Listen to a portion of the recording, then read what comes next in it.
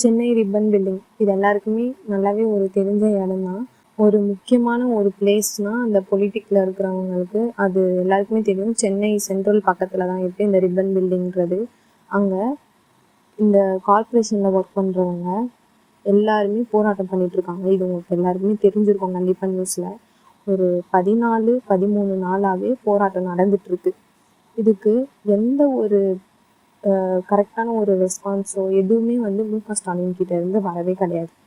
இதெல்லாம் யாரோட தப்பு? நம்ம இப்போ மு.க. ஸ்டாலின், உதயநிதி எல்லாருமே சொல்கிறோம்.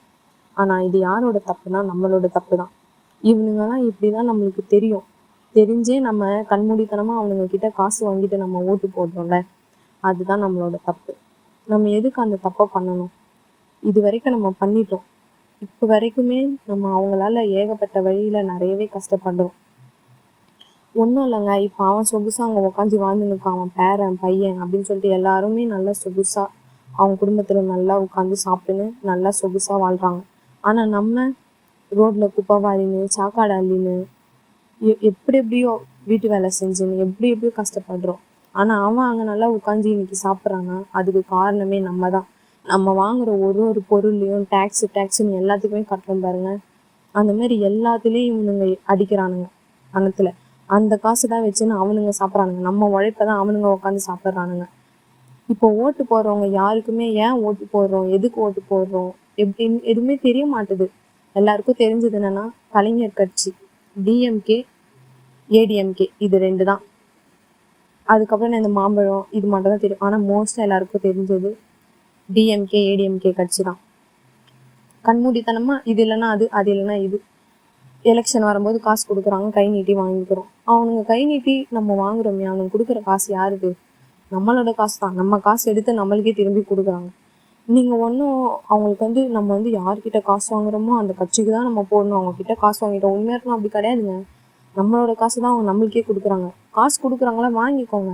ஆனால் நீங்கள் யாருக்கு ஓட்டு போடணுமோ அதை நேர்மையாக அவங்களுக்கு ஓட்டு போடணும்.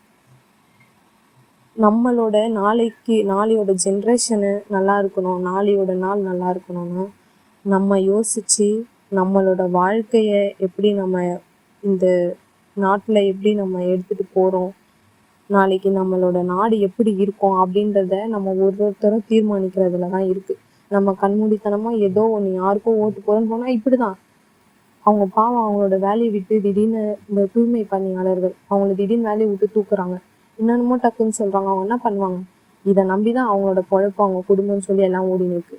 இந்த மாதிரி திடீர்னு இந்த மாதிரி பண்ணாங்கன்னா அவங்க எங்கே போவாங்க? நாளைக்கு அவங்க பிள்ளைங்களோட வாழ்க்கை என்ன ஆகும்? ஹாஸ்பிட்டலில் உடம்பு சரியில்லைன்னு பார்க்குறாங்க, அதுக்கு ட்ரீட்மெண்ட்க்கு என்ன பண்ணுவாங்க? ஒன்றுமே கிடையாதுங்க. அவங்களோட பாவத்தெல்லாம் ரொம்ப கொட்டிக்கின்னு இருக்காங்க. நம்ம வீட்டில் அவங்க குப்பை எடுக்கலைன்னா நம்ம வீடு மாறிடும். நம்மளுக்கு என்னன்ட்டு இப்போ கூட அங்கங்கே எல்லாம் உட்காந்துன்னு இருக்காங்க. இன்னும் நிறைய பேருக்குலாம் இதெல்லாம் தெரியுமான்னு கூட தெரியல. அந்த மாதிரி தான் போயிட்டுருக்கு. நியூஸ் சேனல்லே அவங்க வேலைக்கு வாங்கின மாதிரி தான் நிறைய நியூஸில் ஃபஸ்ட்டு இந்த விஷயமே வெளியவே வரவே இல்லை. நம்ம இதுக்கப்புறமேட்டு விழிச்சிருந்தா மட்டும்தாங்க. இப்போ வரப்போகிற எலெக்ஷன்லேயும் இந்த மாதிரி கண்மூடித்தனமாக டிஎம்கே, ஏடிஎம்கே அப்படின்னு மாற்றி டிஎம்கே சரியா, நெக்ஸ்ட் ஏடிஎம்கே இந்த மாதிரி போனோம் அப்படின்ட்டு எல்லாமே தயவு செஞ்சு அப்படி இருக்கவே இருக்காதுங்க. சீமான்லாம் எவ்வளோ கஷ்டப்படுறாரு, இதோ விஜயும் ஹெல்ப் பண்ண சொல்கிறாங்க. இந்த மாதிரி யார் நல்லது செய்யணும்னு சொல்லிட்டு நினைக்கிறாங்களோ அவங்களுக்கு ஒரு வாய்ப்பு கொடுக்கணும். ஏற்கனவே விஜயகாந்த் சாருக்கும் அப்படி தான். அவர் இருக்கும்போது யாரும் அவங்களுக்கு அந்த சப்போர்ட் கொடுக்கல, அவங்களுக்கு ஓட் பண்ணல, எதுவுமே பண்ணல. ஆனால் அவர் செத்ததுக்கு அப்புறம் நல்ல மனுஷன், சோறு போட்டாரு, ஆதரிச்சாரு அப்படின்னு சொல்றீங்க. ஒருத்தவங்க செத்து போனதுக்கு அப்புறமேட்டு அவங்க புகழ சொல்றதுக்கு அவங்க உயிரோடு இருக்கும்போது அவங்களுக்கு ஒரு வாய்ப்பு கொடுக்கலாமே. இவங்க தான் காலகாலமாக அப்பன் பேரன் எல்லாம் இது பண்ணின்னு வராங்க, தாத்தா அப்படின்னு சொல்லி ஆட்சி நடத்தின்னு வராங்க. ஏங்க சினிமாவில் இருந்தால் இல்லை இதுவில் இருந்தால் அவங்களுக்கு வாய்ப்பு தரக்கூடாதா? மக்களுக்கு நல்லது செய்யணுன்றது தானே நம்மளுக்கு வேணும். தமிழ் தாய் வாழ்த்து கூட அவருக்கு தெரியல. நின்று பாட சொன்னால் கண்ணை முடின்னு இது பண்ணுறாரு.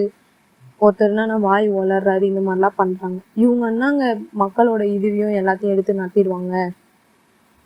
இதுக்கப்புறமேட்டு நம்ம கையில் தான் இருக்குது. நீங்கள் யாருக்கு ஓட்டு போட போறீங்கன்றத யோசித்து ஓட்டு போடுங்க. அவங்க காசு தராங்க, இவங்க காசு தராங்க அப்படின்றதெல்லாம் நீங்கள் யோசிச்சு இவங்களுக்கு நேர்மையாக இருக்கணும், அப்படி நேர்மையாக இருக்கணும்னா நினைக்காதீங்க. இவங்க முதல்ல நம்மளுக்கு நேர்மையாக இருக்கிறாங்களா? காசு விஷயத்தை விடுங்க. நம்மளுக்கு முதலமைச்சர் ஒருத்தர் நம்மளுக்கு வாக்கு கொடுக்குறாருன்னா அதை அவங்க நிறைவேற்றுறாங்களா? எத்தனை வாக்கு தராங்க, நான் இதை செய்கிறேன் அது செய்கிறேன், அது எல்லாமே நிறைவேற்றுறாங்களா?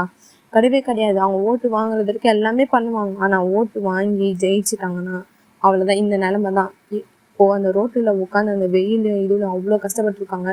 ஆனா நைட் அவங்க ஏதோ கொலை குத்தம் பண்ண மாதிரி, ஏதோ தப்பு பண்ண மாதிரி அவங்கள அடிச்சு இழுத்துன்னு போய் இந்த பஸ்ஸில் ஏற்றி ஒரு கூண்டுல அடிச்சுக்கிற மாதிரி பண்றாங்க. இந்த கொடுமைலாம் எங்க நடக்கும்? சென்னை, இந்த ஒரு எவ்வளோ பெரிய ஒரு சிட்டி, இதுல இப்படி ஒரு விஷயம் நடக்குது. படத்துக்கு போய் பாக்குறாங்க, எல்லாரும் அங்க போய் வராங்க, எல்லாருமே போய் அவங்கள போய் பாக்குறாங்க. சினிமா ஆக்ட்ரஸ்ல இருந்து சீமான் சார் எல்லாருமே போய் பாக்குறாங்க. இப்போ இருக்கிற முதலமைச்சர் யாரு? ஆனா இதுலயுமே சில ஜென்மங்கள்லாம் என்ன பண்றாங்கன்னா, விஜய் வராரா, சீமான் வராரா மத்தவங்க தான் கேட்குறாங்களே தவிர்த்து, இந்த ஆட்சியில இப்ப இருக்கிறது யாரு? மு.க. ஸ்டாலின் தானே. அவர் தானே வந்து கேட்கணும். அவரை யாரும் கேட்கறது இல்ல. விஜய் சொன்னானே அவன் வந்து கேட்டானா? சீமான் பேசினானே அவன் இவன் சொல்லி இவன் வரானா அவன் வரானான்னு சொல்லி கேட்குறீங்க. அவங்கெல்லாம் வர்றது இருக்கட்டும். இந்த ஆட்சியில யார் இருக்கா? மு.க. ஸ்டாலின் தானே இருக்கிறாரு. அவரு தானே அதுக்கு வாக்கு கொடுத்தாரு. எங்களை ஏன் இந்த மாதிரி பண்றீங்கன்னு போராட்டம் நடத்துறதே அவரோட இதுக்காக தான். அப்புறம் அவரை ஏன் கேட்க மாட்டீங்க? என்ன ஒரு பிரச்சனையும் அதை யாரும் பேச மாட்டீங்க. எப்படிலாம் நுழைச்சி எப்படிலாம் டைவெர்ட் பண்ணி எவனை இதுல மாட்டி விடலாம், எப்படி மாத்தலாம் அப்படின்றதான் நீங்க யோசிக்கிறீங்க. தயவு செஞ்சு ஒருத்தவங்க கஷ்டப்பட்டு போராடின்னு இருக்காங்கன்னா அவங்க நியாயமா போராடுறாங்க. தேவையில்லாம ஏதோ ஒரு இதுக்காக உட்காந்து கடமைக்குன்னு ஒன்றும் யாரும் உட்காரல. அங்க அவங்களோட கண்ணீரும் கஷ்டமும் எவ்வளவோ இருக்கு. அவங்கெல்லாம் இந்த மாதிரி வேலை செய்யணும் அப்படின்னு சொல்லிட்டு அவங்களுக்குலாம் இதுவா? அவங்களோட தலை எழுத்து, அவங்களோட சூழ்நிலை அப்படி, அவங்களோட குடும்பம் அந்த மாதிரி கஷ்டப்படுறாங்க. நம்மளும் அந்த வேலை செஞ்சாதான் அவங்களுக்கு போயிட்டு ஹெல்ப் பண்ணணும், போராடணும் அப்படின்றது கிடையாது. இன்னைக்கு அவங்க நம்ம வீட்லயும் நம்ம ரோட்லயும் வந்து சுத்தம் பண்ணாதான் நம்ம இங்க வந்து நோய் நொடி இல்லாம நல்லா சுத்தமா இதுவா இருக்க முடியும். நம்ம அந்த வேலை செய்யலைனாலும் நம்மளுக்கு அவங்க வந்து நண்பர்கள் மாதிரி தான். நம்மளும் அவங்களுக்கு வந்து சப்போர்ட் பண்ணணும். தயவு செஞ்சு இதுக்கப்புறமேட்டு எல்லாரும் விழிச்சிருங்க. யாருக்கு சப்போர்ட் பண்ணணும் அப்படின்றது தெரிஞ்சு இது பண்ணுங்க. யாருக்கு ஓட் பண்ணணுன்றத நல்லா யோசிச்சு ஓட் பண்ணுங்க. இதுல நான் சொன்னதுல ஏதாவது மிஸ்டேக்ஸ் இருந்துச்சுன்னா நீங்க கமெண்ட்ல சொல்லுங்க, நான் அதை திருத்திக்கிறேன். இதுல இருந்து உங்களோட ஒப்பீனியன் என்னன்றதையும் மறக்காம சொல்லுங்க, நான் தெரிஞ்சுக்கிறேன்.